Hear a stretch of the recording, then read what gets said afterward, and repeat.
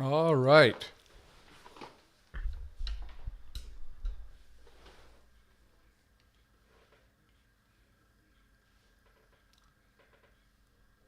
Are we here? I have got some interesting stuff here. And see if people are filtering in. Oh, I'll close this.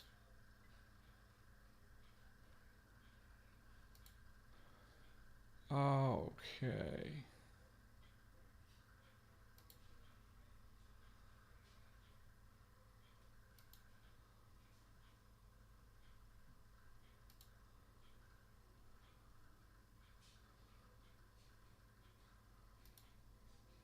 Okay.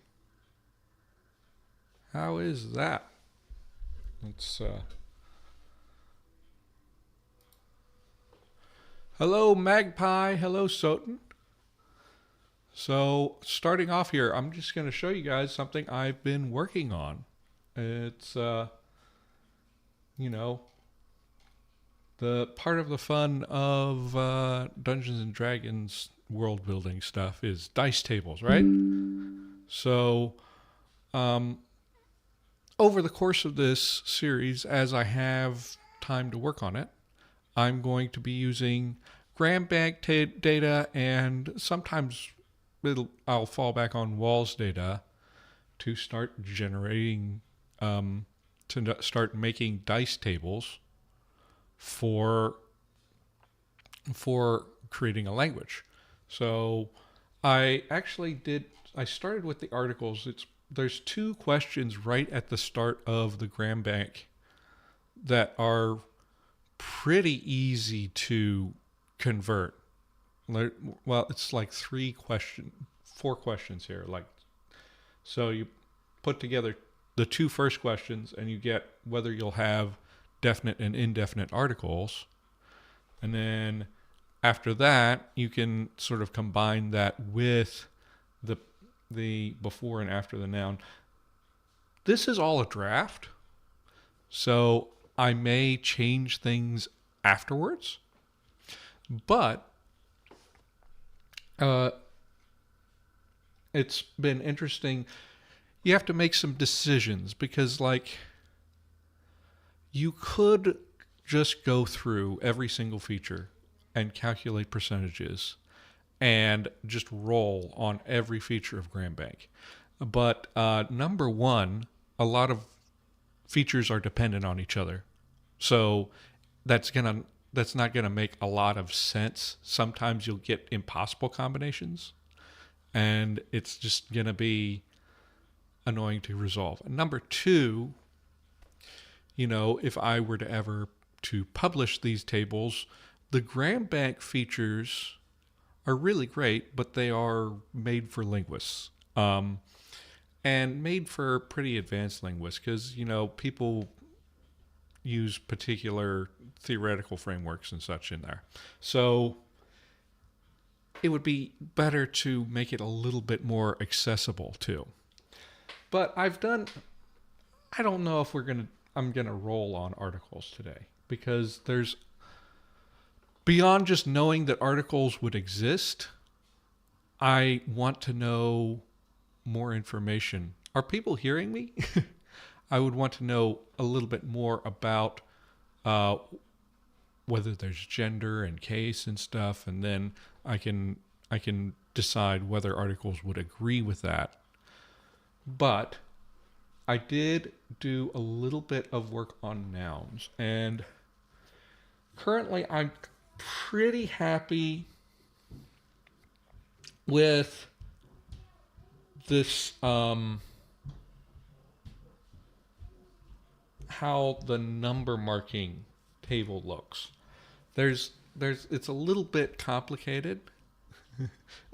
Okay, thank you for letting me know. It's a little bit extra complicated. I forgot to announce this stream. Maybe I should make sure that that gets done in a second here. But let me pause that. But the the thing about that is, how do I get a...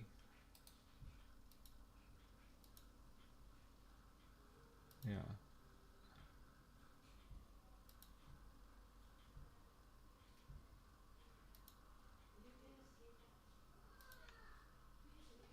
Okay.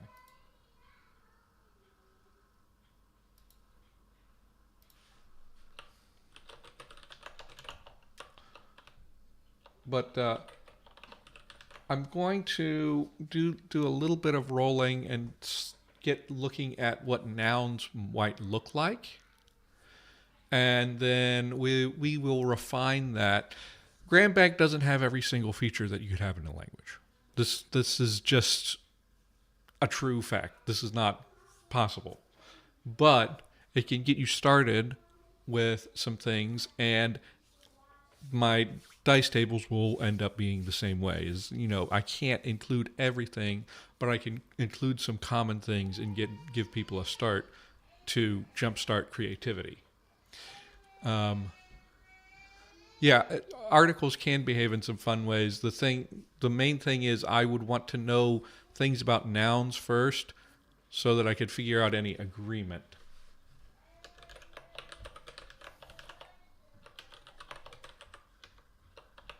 Mm-hmm.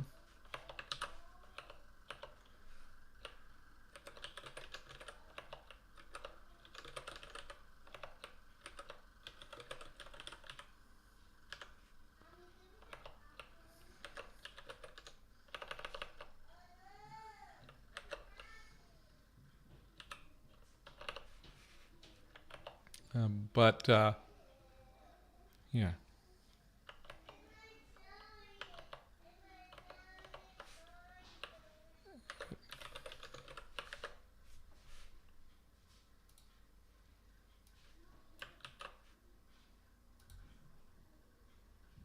Let me just get this announced so that I can get. Why am I not okay? And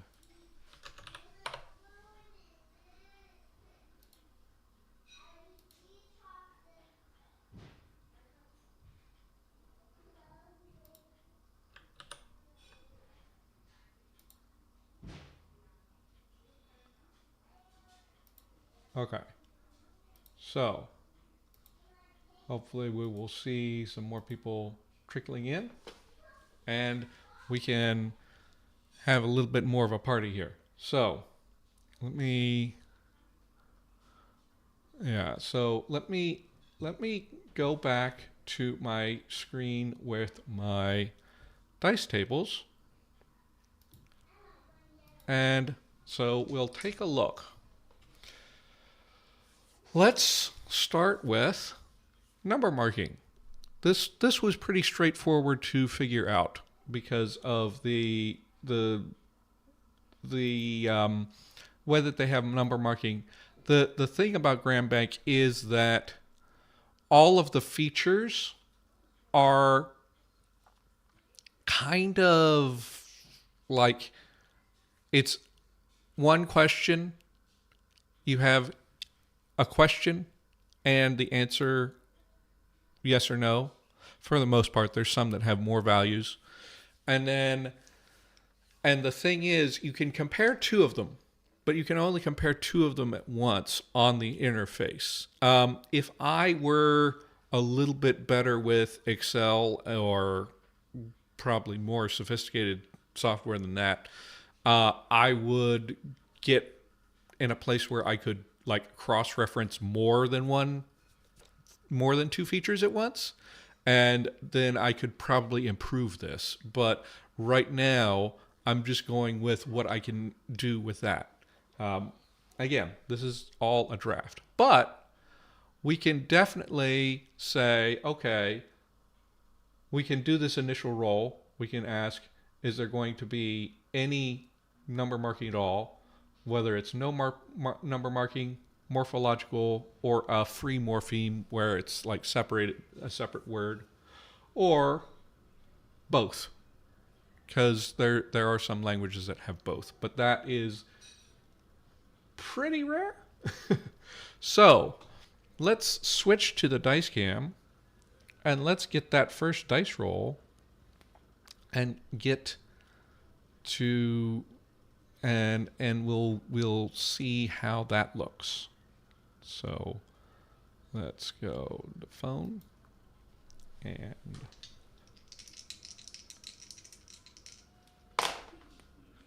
so we got 58. And if we switch back to 58 is between 31 and 81. So we are marking plurals at least. So now I have some more things. You guys probably can't see this. Let me arrange it so that you could see the whole text there. So I said I have this is designed so that like once you've got that, then you can go and continue on adding distinctions. Again, I would like to do this all on one table, but that's like something for the future to see if I can even do. So if there's morphological number marking, then okay, we've got automatically we get plural because that's going to be your default. So we're going to roll another D100 and we're going to see if we get dual marking. So dice again.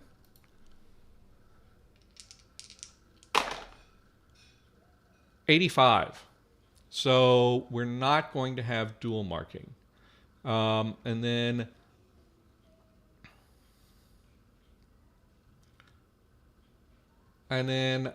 since there's no dual marking, it doesn't go further, except we're going to roll one more time and ask, is there a singulative marker? And that's 91. And I have it at 32 or less, we get singulative. So there we've made a decision. And yes, this is probably going to create pretty likely languages, right? So we'll get here. We're going to jump in and nouns are marked for plural. And then let's continue on. And let's just do the two things that I have figured out for nouns. We're not necessarily going to be building these systems today because I want to have some more input, and I may actually have polls involved in this. So here we can ask, do we mark for core cases and do we mark for oblique cases? And I made these independent of each other, although there might be some influence, but like my math didn't show, it seemed to show that like the relationship between whether there's the pronouns or the nouns are marked was stronger than anything between just core and oblique cases. So I decided to do the core cases and then the oblique cases, and then we can figure out from there. So we'll do the core cases. 75. So we have case marking on both nouns and pronouns. And we're going to do that for oblique cases. And that is, what is that?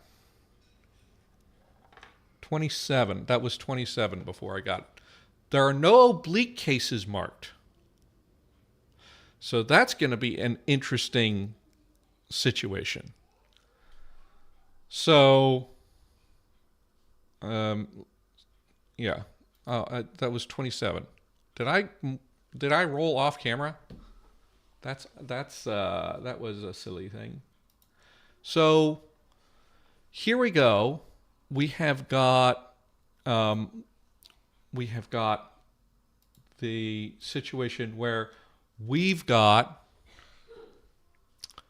core cases marked on nouns and pronouns. We don't have any oblique cases. Let's go ahead and note that down in our document on the Draconic language. Case.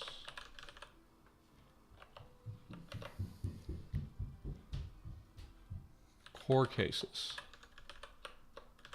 Now, I haven't figured out how to determine is this ergative or accusative or split or something. So I think I'm going to leave that there for now.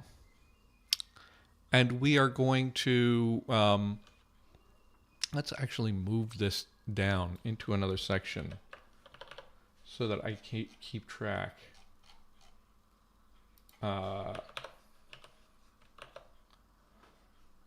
Morphosyntax. So I'm thinking that this can be a patron poll. I'm not going to poll you guys right here.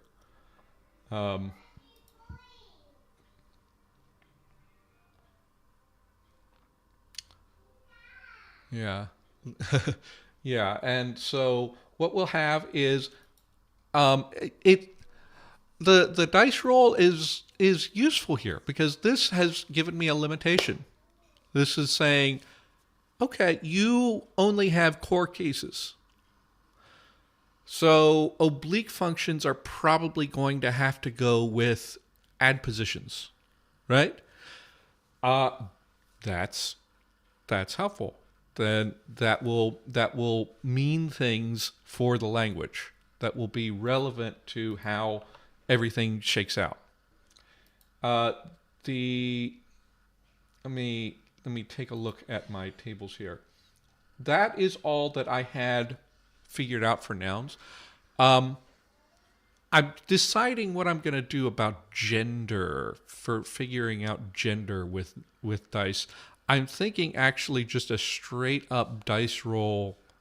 Do you have gender or not based on the walls data? Because the way that the Grand Bank data is built, it actually asks questions. Do you have a noun class system based on sex? Do you have a noun class system based on animacy? A noun class system based on shape? And for some reason, plant status, like they specifically ask the question, do you have a noun class system that includes whether the noun is a plant? I don't know why they decided that was important, but they're doing that. I will note. Yeah. Okay. Yeah. You could roll.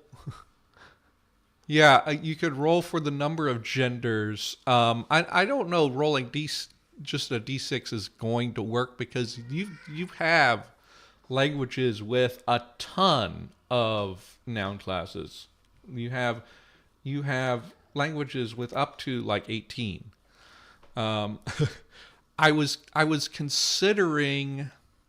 actually was considering taking the walls. The walls has like number of genders, 0, 2, 3, 4, 5, right? I was thinking I would roll. Do you have them? Yeah, Magpie. That was what I was thinking. Is I would roll and use an exploding dice. The biggest thing is, like, according to walls. Let me show you guys actually. Let me show you the gender. We have number of genders here, right? And the issue with that is if you look at it, okay, lots of them have none. The the curve is going to be difficult to reproduce with dice because the most languages have just two genders. So I would have to do something like I could do exploding dice to get the long tail, right? I considered doing exploding dice for consonants and vowels actually, but I decided against it because I would have to do like a weird like rule and say the dice explode but only once, and that felt too complicated to do. But here we've got 50 of the languages have two. This is also, I would really prefer to get this data from Grant Bank somehow. If somebody can figure me out a way to compare more than two features on Grant Bank, I would be grateful, because that would mean that I could actually get a more accurate number. Because this is a sample size of 257, and when you get to four genders, it's 12. So it's like, is that actually statistically valid? But anyway, we're seeing it's not a bell curve, which dice can be very good at giving you a regular bell curve. Instead, it's like you climbing a mountain and then going all the way down. Yeah, it's like a linear thing. You're starting at 2 and then go down, down, down. Obviously, you can't have just one. Yeah. Well, I mean, that's a tricky thing with the Bantu genders. There is a reason that they consider the singulars and plurals different classes. I don't know the rationale that's typically given, but my understanding is that like there are nouns that are one class in the singular but could take a different class than you expect in the plural. Like it's not 100% one-to-one. Did you guys hear that? I have children in the house. So that part is a bit tricky. Now, but we'll get to that later. I think we're going to right now we're going to stick with the results of our roles we have now, and we're going to say nouns are marked for plural only. Because we didn't get anything fun here, and they are marked for the core cases. So this language does need to decide on an alignment. How I'm going to decide that alignment, I'll have to figure out.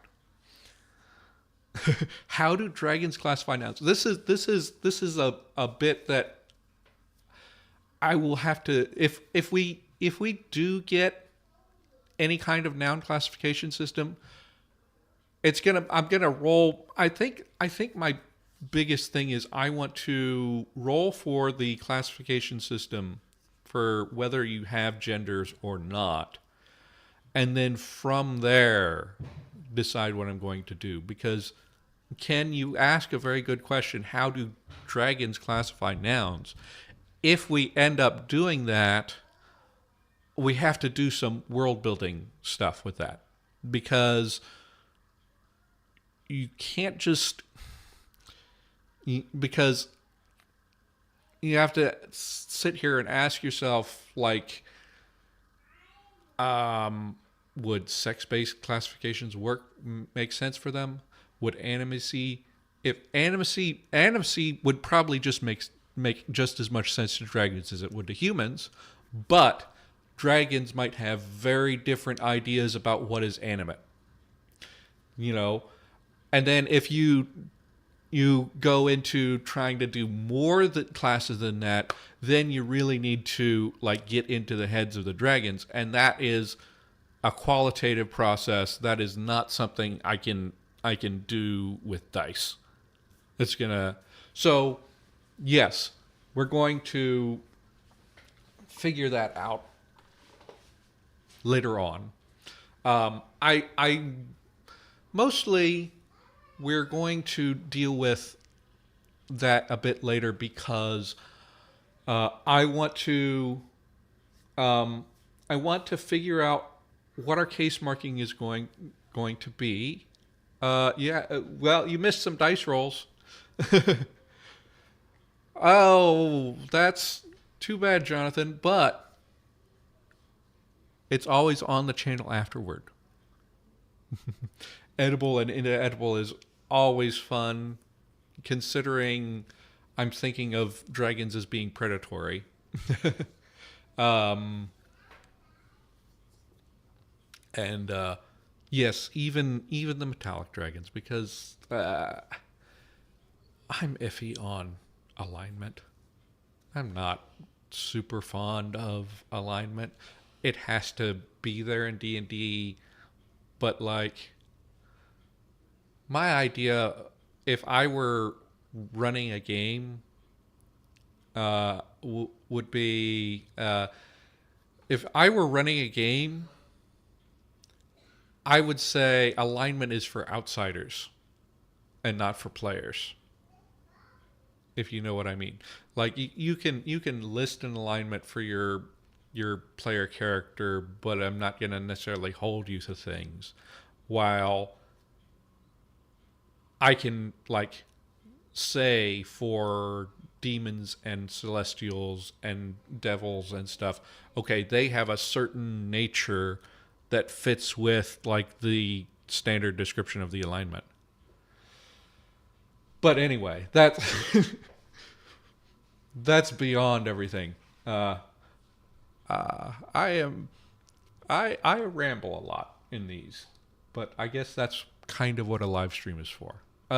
So we've done a little bit of dice rolling for that. We're going to come back to that. One thing I realized that I hadn't done yet is we've figured out our phonology. We don't have a romanization system.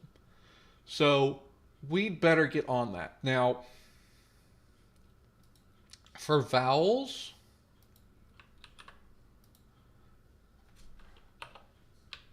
there's some trickiness. Okay, so I believe we actually totally eliminated this, right, from the modern language.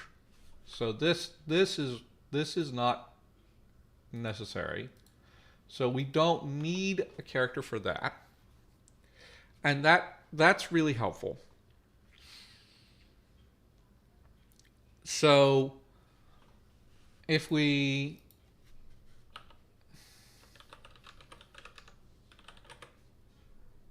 just to get things sorted out, I think U and O probably work pretty well for these. The question is what we want to do for the I and the E. Some languages just use an epsilon for E. Some natural languages. So that could stay. It's not necessarily the most accessible choice, but it could work.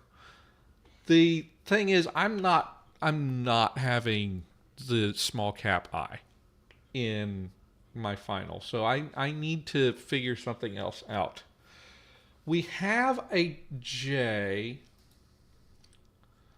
So we have a Y sound. So the question is like,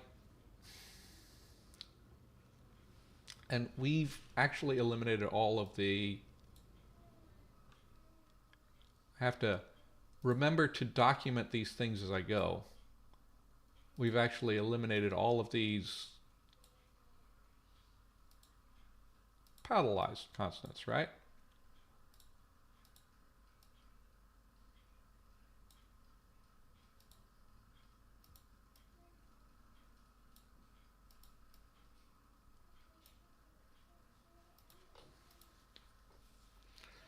So when we get to that, then we'll deal with that. So we have a J, and then we don't have a J or a J. So we can use the J for ya if we want, and we can go with a Y here, right? I kind of prefer having Y for I, but dragons can't do I anyway. The thing, there's also a question of like, this is not the only language I'm going to do here. So having things mapped in multiple ways could get confusing. Then again, there's limitations. There's always limitations. So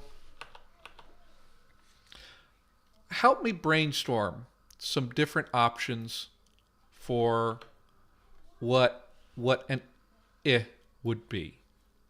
How about if people can help me just throw out some suggestions. Equals Y.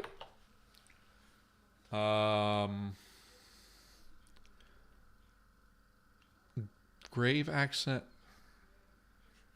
Do I have a...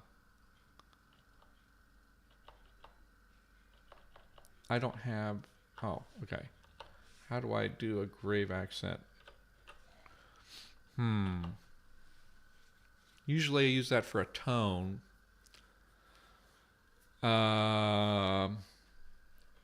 We can do a weird umlaut I.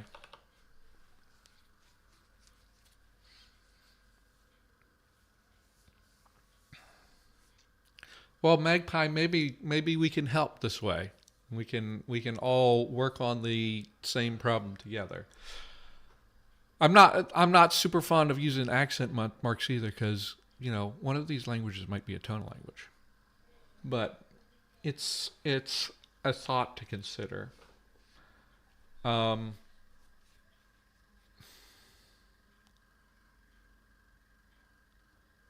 Jonathan. Oh, okay. Y for both E and Y, and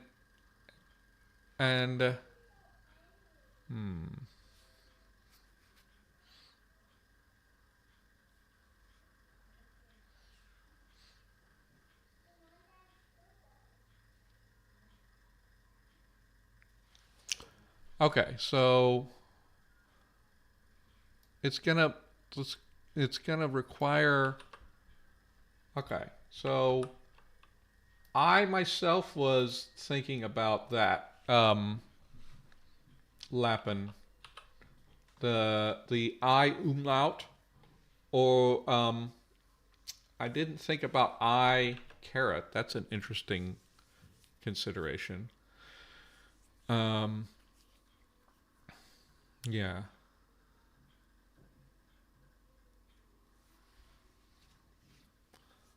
Yeah. Yeah.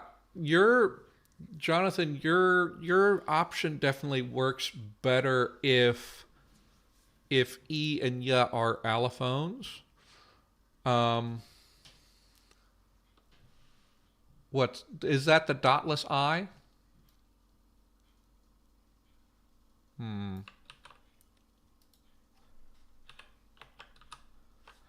Is it ever used for that?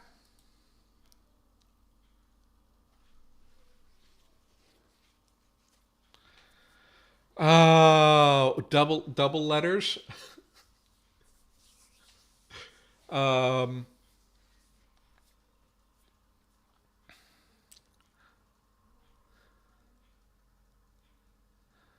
Yeah. Yeah. And it's not a huge deal if there's a collision and a different language has different things. It's just something that I have as one of many competing. Um, it's it's one of many competing factors in my brain. Um, I wrote a blog post. I wrote a Fiat Lingua article actually about how I romanized Mittelpaaren, and I have I almost even forget what I do. I have like an idea of when I'm doing a romanization of having these competing interests to be involved. You have elegance, which elegance is literally just like to me the the the ideal of one one character per phoneme, one character per segment phoneme, right? You know, does that fit that? Accessibility, how easy is it for people to learn and use it? Because, if you have had a smaller inventory with just five vowels, a standard five vowel system, you could just leave it at that and it would be perfectly elegant, perfectly accessible. Um, like history, I'm not really concerned about, um, and things like technical considerations, because so all of the options we have here are not too difficult to type. Definitely easiest to type is just a Y, right? The others, the grave just requires you to have the standard U.S. international keyboard. The others require a little bit more advanced keyboard layouts, which is something too. Can U.S. international do this? Okay, the U.S. international keyboard can do the I caret, so that is useful to know. And okay, I didn't want that to be uppercase. That's another thing. If you do a dotless I, you also have to use dotted capital I, which is an added complication. It's not such a big thing. I use that in istatiki, but then in istatiki it has the same value as in Turkish, and we've decided that particular vowel in this language will be represented by a U. Since we don't have anything rounded, we don't have to worry about that distinction.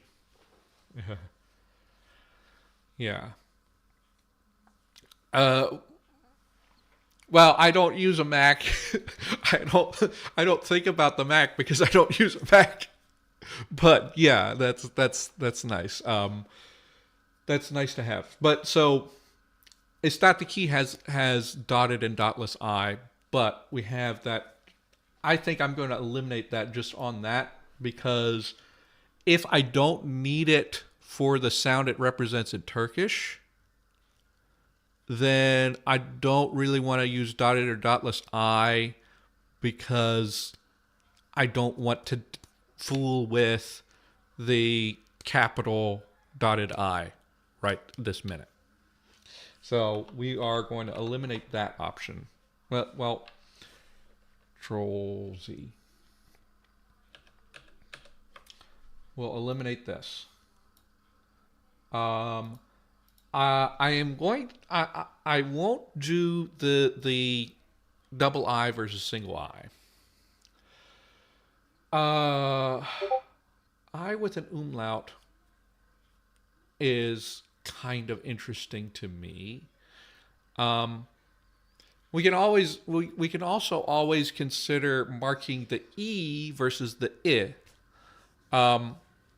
Especially since like a lot of English speakers will have the the I vowel as like a default when they're reading. So we could have a question of let's talk about this as pairs, right?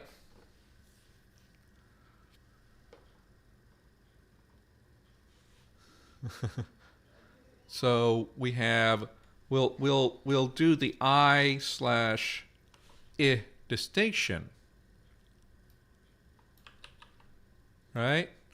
We'll think about that, and then we're going to talk about all of these in terms of this is contrasting with the I, right?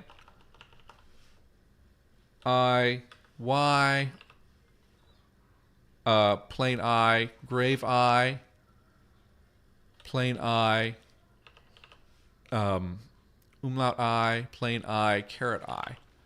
And then let's think of a few where we could mark the I, the E vowel, the E vowel.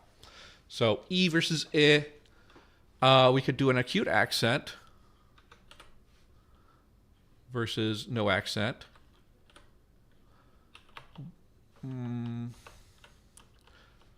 We could give the long I the E vowel the grave.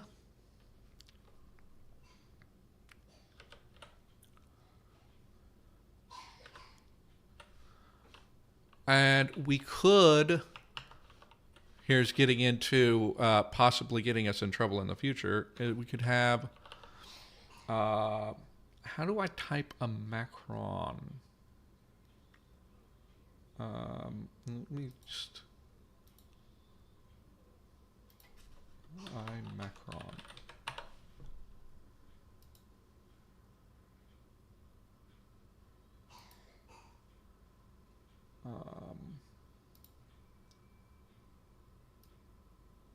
So this is another one. I tend to prefer doubled letters instead of macrons anyway, but there could arise a situation where I need to use a macron for a long vowel in another language.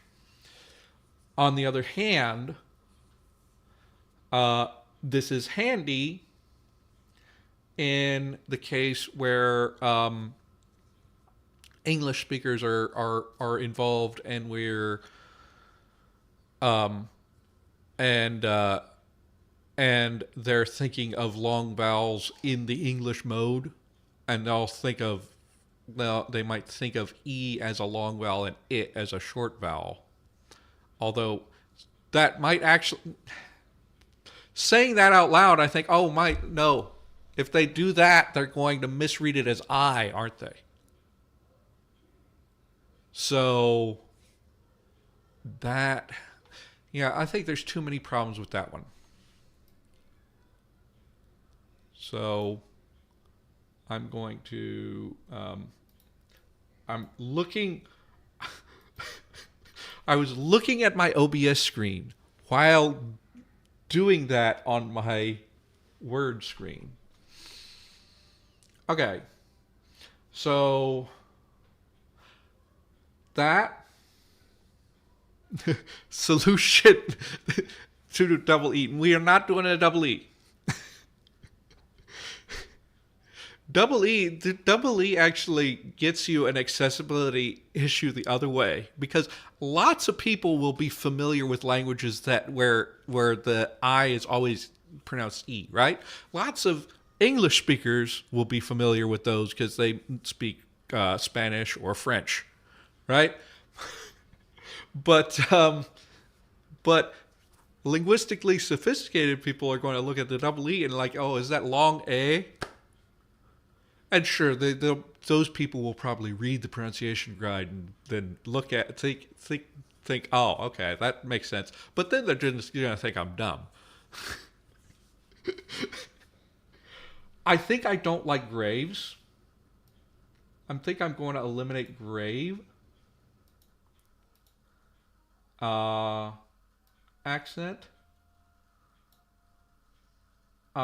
So that gives us 1, 2, 3, 4 options here. And I think all of those are pretty good. What do you guys say we do a poll? H,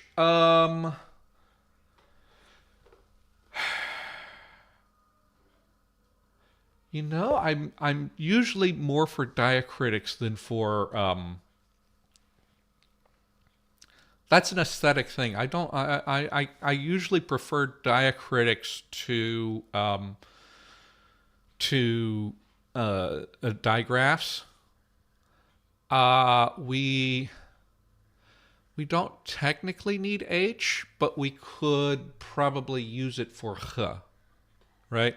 So we'll come back. We'll think about that. I think for now we're just going to use diacritics, or a separate letter like Y, and I'm going to let you guys decide on that. So I'm going to make a poll.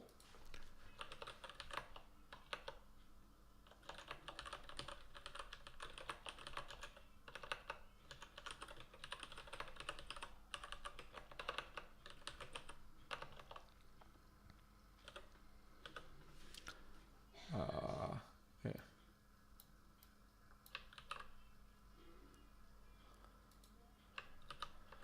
Yes, it is nice. That's since we don't have tone in this language, it's easier to do too. If we had tone or contrastive stress or something like that,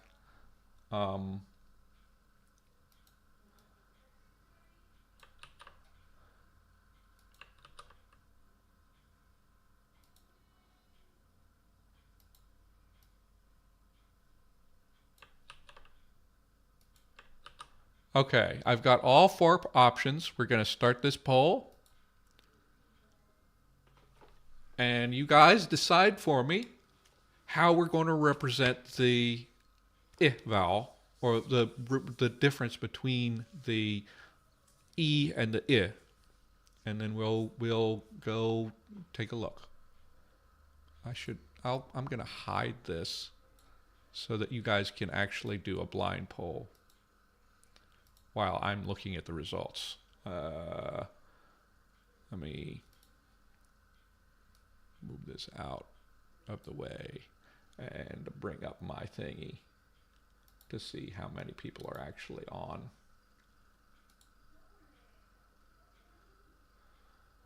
Okay. We've got 6 votes. We still got a tie.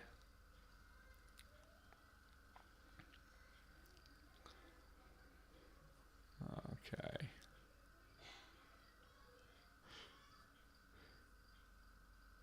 It's a tough one, huh?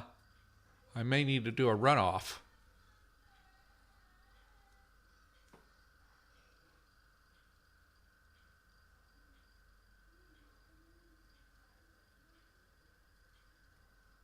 Let's see here.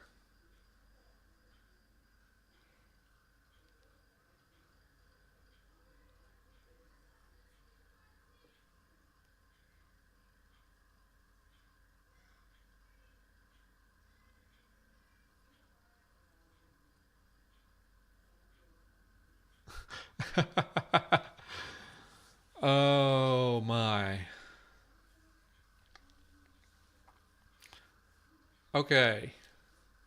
Okay, I'm going to have to end the poll here.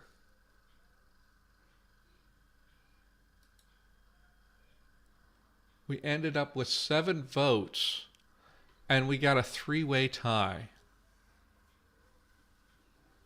Huh.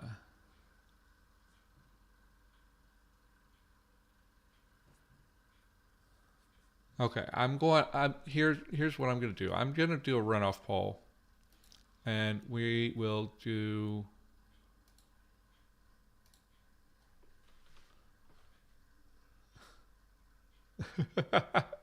Yeah, basically, whoever that vote was can be the tiebreaker. How do we represent them really? And we're going to do do it again.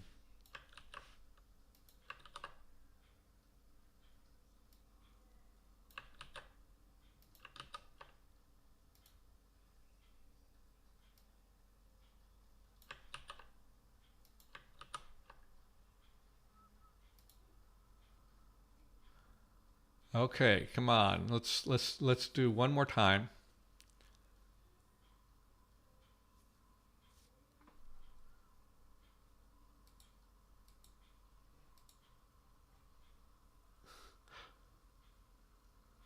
Well, now people are just fighting over two options here. Let's wait until we get a few more votes in.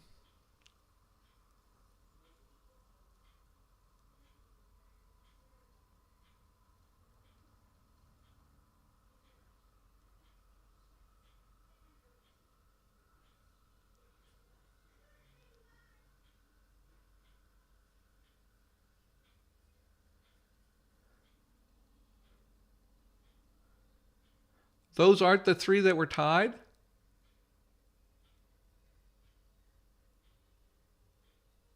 Did I eliminate the wrong one? Okay, let me redo that. I was wondering why it was weird. Okay, let's try this again.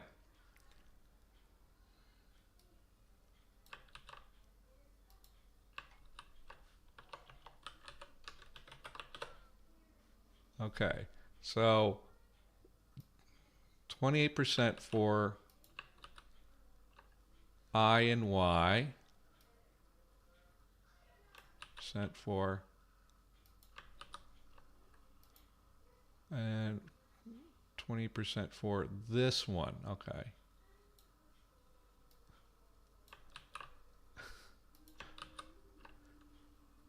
And that should be correct. Okay. Okay. Now let's go. Do onions get involved? I like onions, unlike David.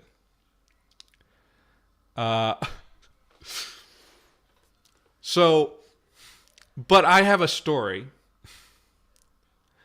about onions that David might like. I don't know if he would care, but I am related to Devil Anse Hatfield, and is like one of my great uncles or something. This like long time ago. Went to his house one day, and he had a guy tied up in his basement who happened to be named McCoy. He was like a traveling salesman. He wasn't even part of the feud, but he happened to be named McCoy. And my relative, and I lost the name. I'll have to figure out the name of this guy because I've forgotten it again. He went to him and he's like, "You got to let this guy go. It's not this is not something we need to be doing. This guy's not part of the feud." So Devil Anse let the guy go, but before he could go, he had to eat a raw onion, like a whole onion. Which I like onions, but eating a whole raw onion would be an unpleasant experience. It is a bit of a perplexing story, isn't it? Okay, so we've got 8 votes now, and I think we have actually settled on an option. So let's bring chat back on screen, and we have got our answer. Can I? Oh my goodness. Chat. I'm going to have to. Okay. How do I do this? Can I move it this way? Control. I have accidentally moved chat so that it cannot appear on this screen. So we have a winner. We're going to be going with this.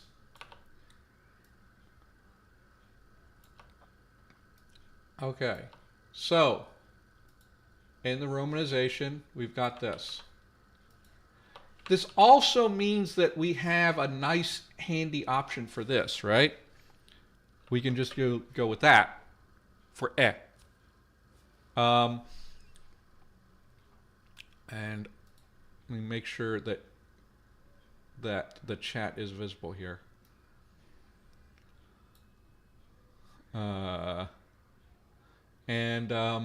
So that can help us also because everything affects everything. So we've got to, now we do the romanization of the consonants. We'll just go X that out. Cancel. So let's,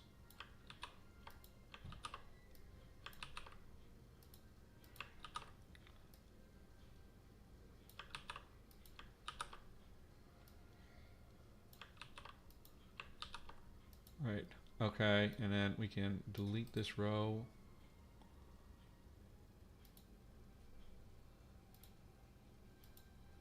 Yeah.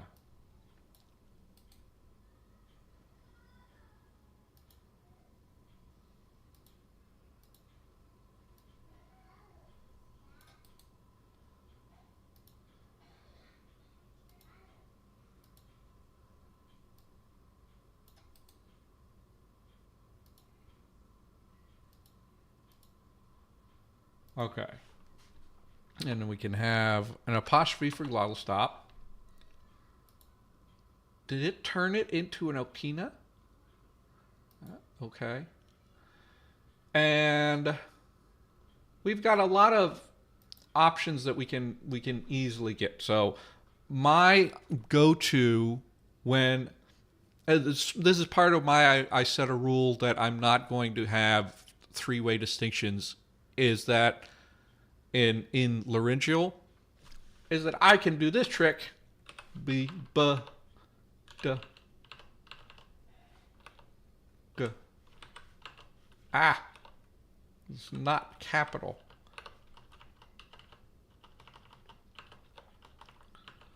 And then we'll figure out this in a minute. And then yes, so easily readable, and people will get it close to right. English speakers will definitely get it close to right. And the thing is, with laryngeal distinctions, really, if you look at second language stuff, everybody kind of just does the thing the way they do it. and people who have a true voicing distinction will pronounce it as a true voicing distinction, and people who have an aspiration distinction will pronounce it as an aspiration distinction. And everybody will understand each other and it'll be fine. Now, so we've got a nasal. We've got this. The obvious choice for this one is going to be that. It's going to be very interesting that our dragon language has an ing in it.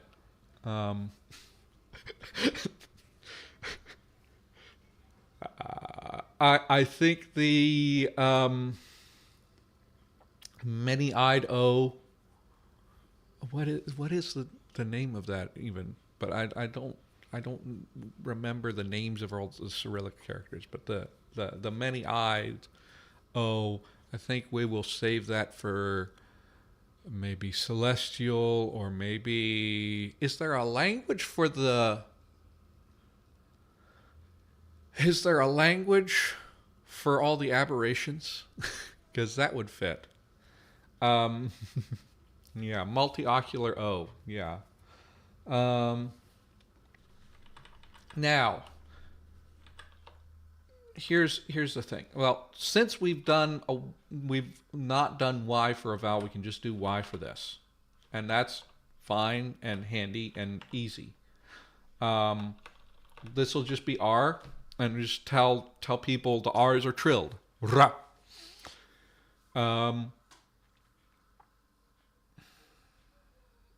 Yeah.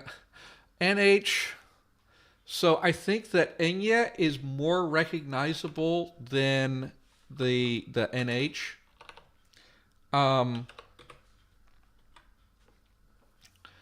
And like, you can get creative with your romanization, but it really doesn't pay that much to, as long as when it's understandable, it's understandable.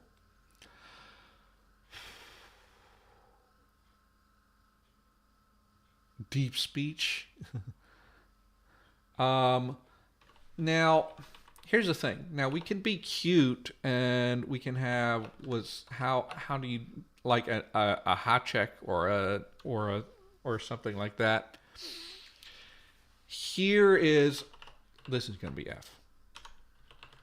Anyone who speaks Japanese will understand that's an F. I think this is a case where we can go ahead and go with a digraph because it's just going to be so recognizable. And then with that, we can also do this. But we cannot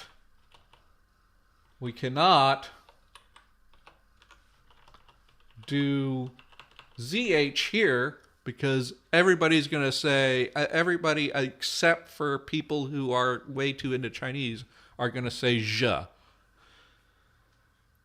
But at the same time, I have this free. I can make it a J. But people are going to say zhe there too.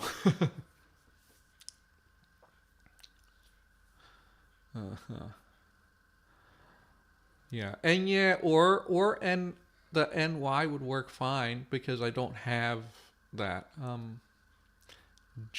But it seems like J is the best option because otherwise, like if I want to make it clear that it's J and not J, I'd be like doing this. And that seems a bit silly to insist on that. We can just say it's pronounced exactly like English J and people will get it. And it'll be fine. Like,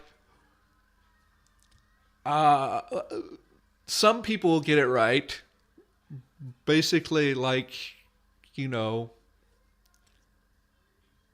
I mean, look, I learned Mandarin in college, and I would not immediately think of ZH in any other language to be a j sound, even though in Mandarin it's ch, ch, ch. It's there might be like a handful of China boos who end up doing that, but it's not the most obvious choice. I think so, and then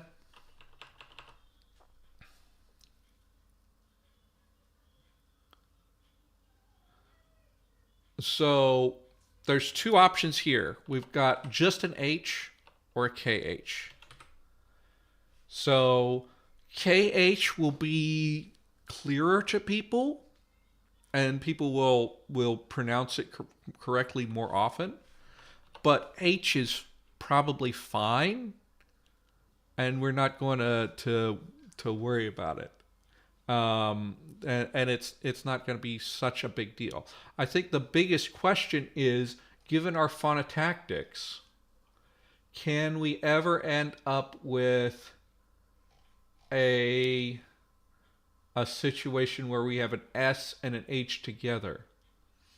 Because if that a s a ch together, because if that happens, and I guess I'll have to check my Lexifer and see if that is possible. So coda consonants, you can have a fricative and a plosive, and then a nasal and any other obstruent. The onsets,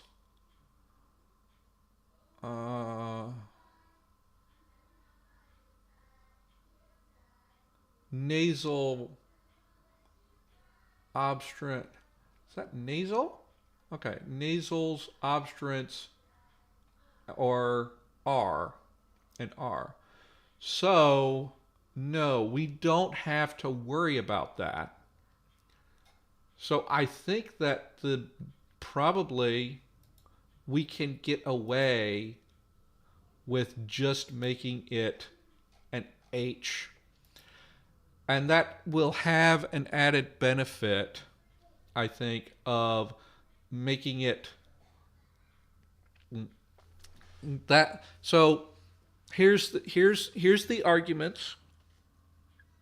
How about we sort this out with a poll? Here's the arguments for H versus KH. KH is going to be more likely to give an accurate pronunciation,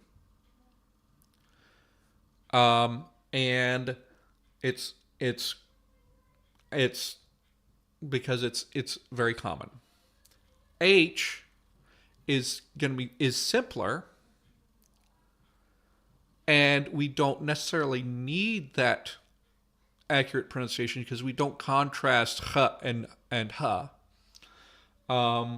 and so I think the arguments for H are mostly negative. The only thing is it's more elegant.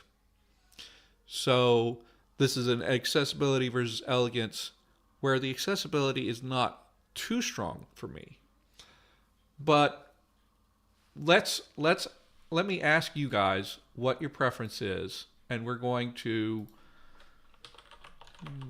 represent h.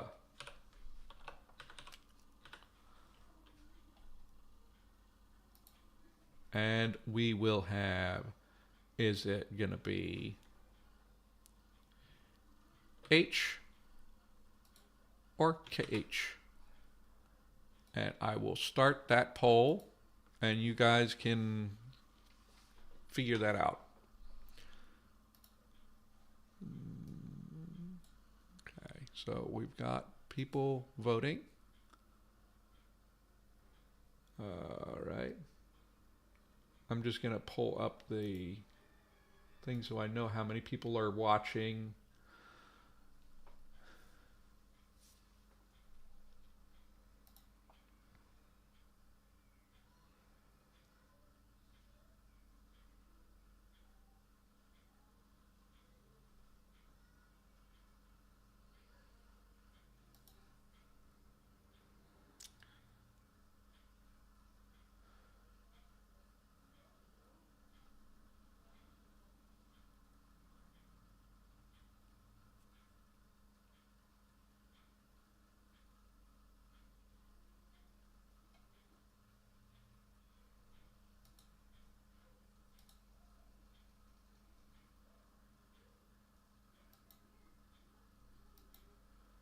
Okay, so we've got 6 votes.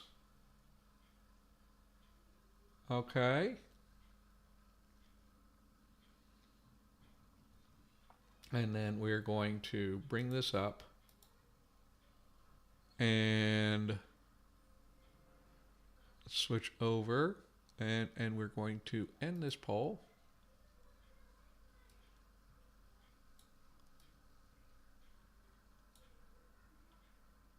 Okay.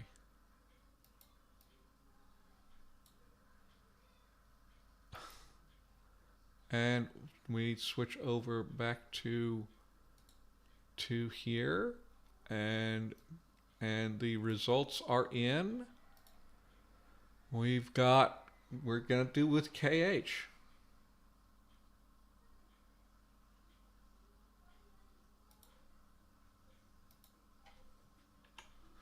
So we have that. And now I need to figure out how to do replacement rules in Lexergy, right? So we've got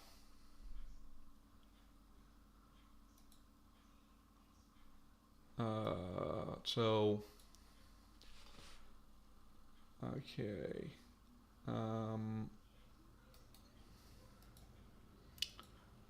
Replacement romanization.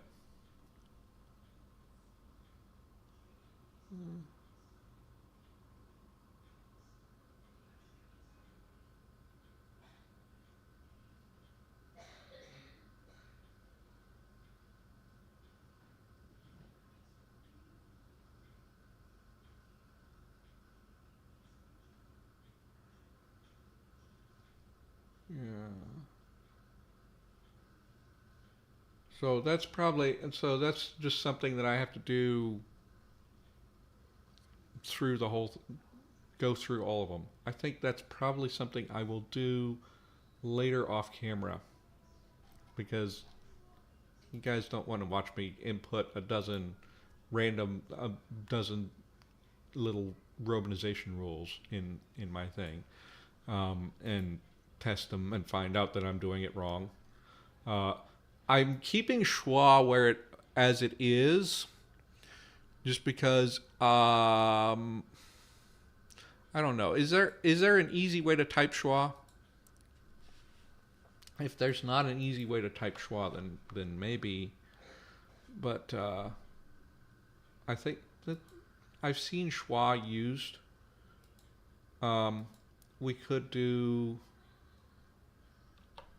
like like that for schwa, but I don't think there's anything that is as obvious for schwa as just schwa.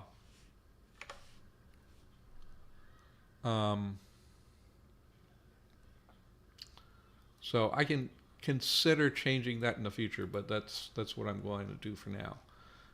So we've got that, and with that, I can change this, and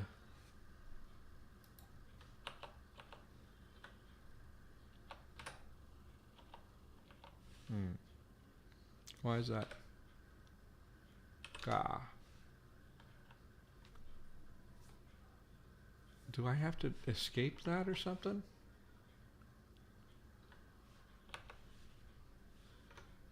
Yeah. Okay, I need to escape these in order for those to show up correctly. Okay. All right. That's our word that we have created so far, ga. And you know, we are going to later on get the whole all the inflections for that and sort that out, and we're going to have that going. Okay, so for the last 15 minutes here, we've got this. Maybe we can just start making some words, some basic words, just to get some things started. Throw out to me things that would be just common words for a dragon, and then we will go and we'll start using up all of our little items we have.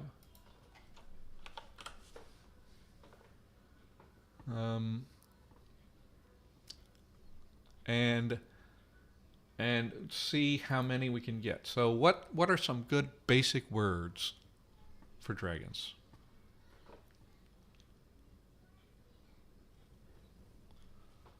Think about like fire, scale, tooth. We can do all of those. Fire, scale, tooth. Let's do them one at a time. What would work well for fire? So we have piepa.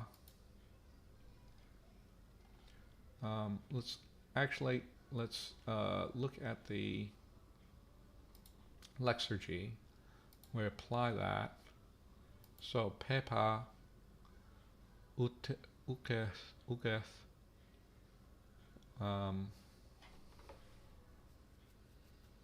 pataf. Yeah, let's see. Teat, kaka.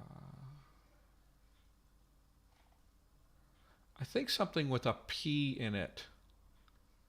Peppa. Something with a P in it will sound a little bit like pa pa pa pa. Yeah. Oh, the four elements. That's nice. Meat is good. I'm going to go with different. Let's see what ape. I'm going to go with EP for fire. So fire,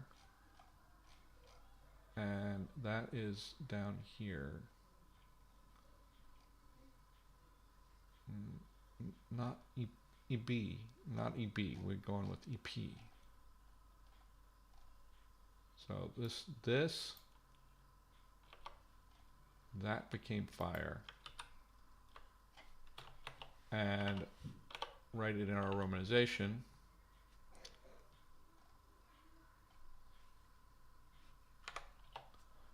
And we'll add that to Obsidian.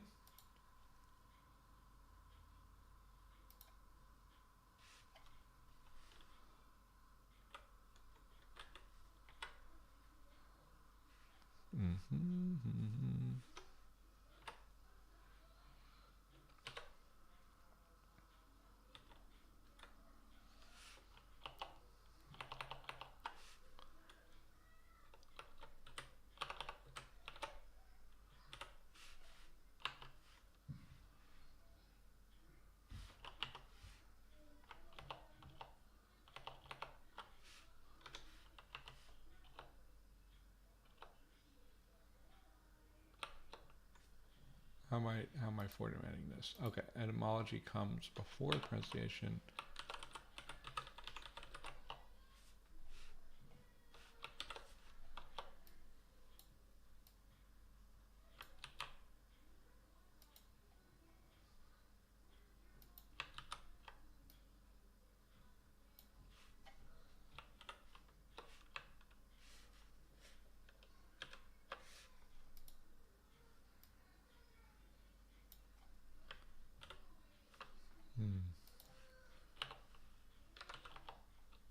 Fire. You can also say flame. We want to say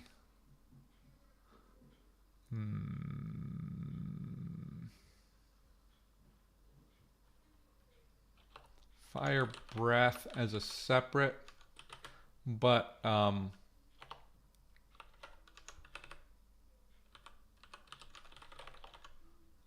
something. So if you have a fire breath weapon, you can just call it your EP, right? But there's probably some other word that means breath weapon that you can attach to it as well. Okay. What else did we have? Scale. Let's actually not do scale yet. We can do since other people actually have been giving things. Let's do flesh, and we will go look at what is a good one for flesh. Pataf.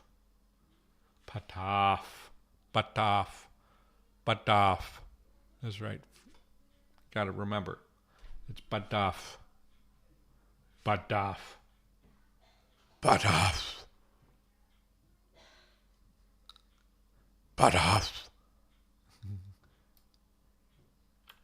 Dragon is yelling for that, and then you are intimidated, huh? So let's get that put in.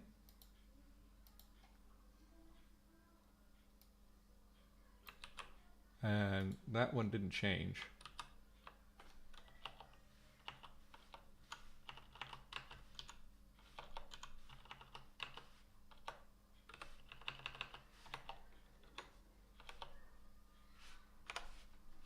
And we can get this one in here.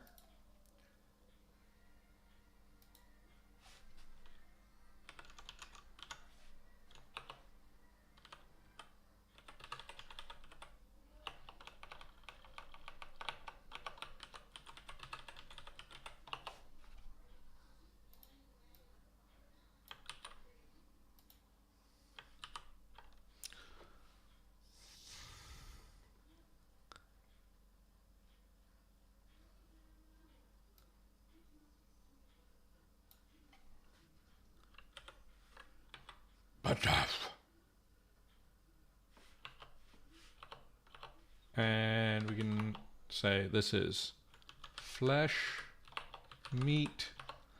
I'm gonna say this is like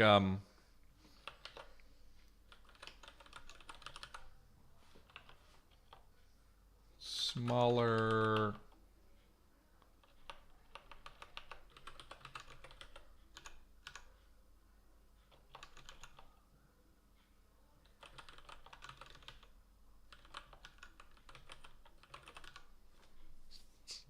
You know, Dragon might start calling you meat, in which case you probably want to run.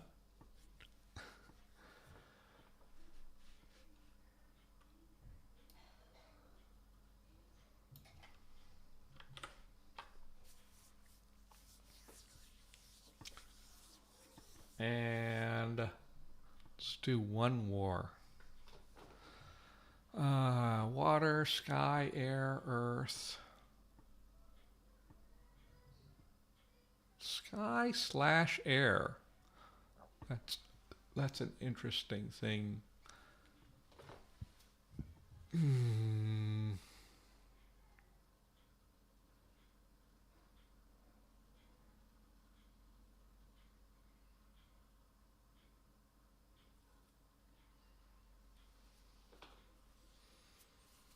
But I really like that word for meat.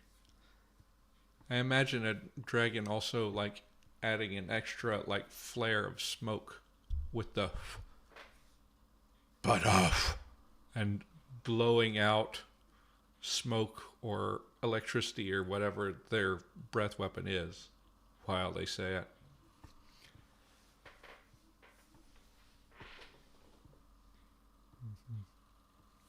So let's grab one more thing, and let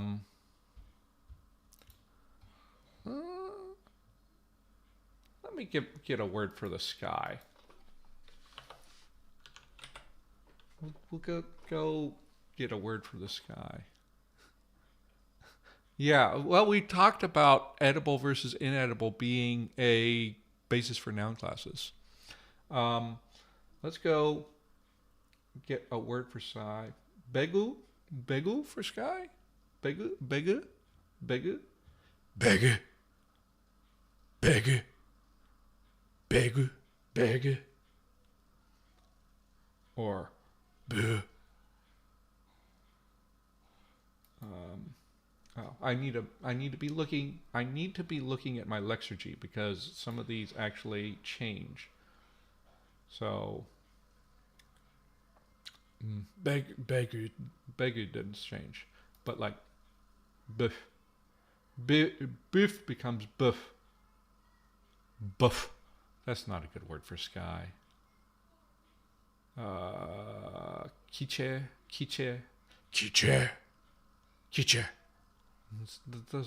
That doesn't work. Nyepa could work. I like begu. We're gonna go with begu. So I'm gonna go with begu. Later on, I'll do polls for words in some cases. Who. Well, what can we do with who though? I'm going to. So begu is going to mean sky, and we're going to add that one in. So how about that? We've got 4 words. And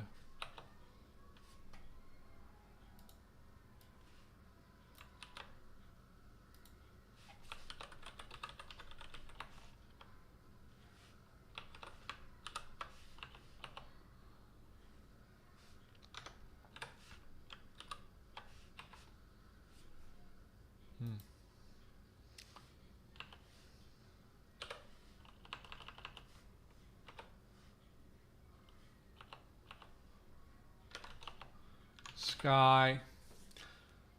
think about whether we want to do it to air.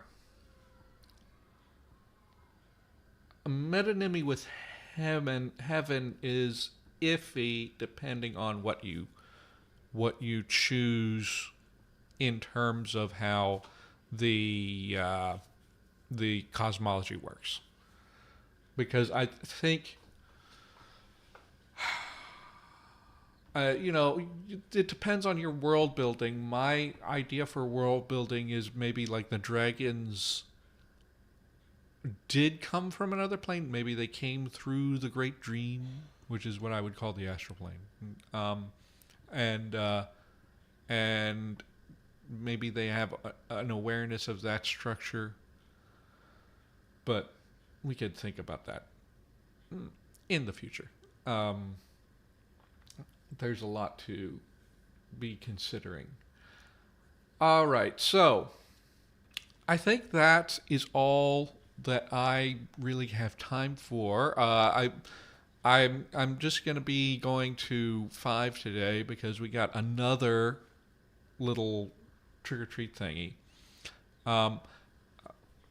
And so I'm definitely going to put up a Patreon poll for figuring out our morphosyntactic alignment.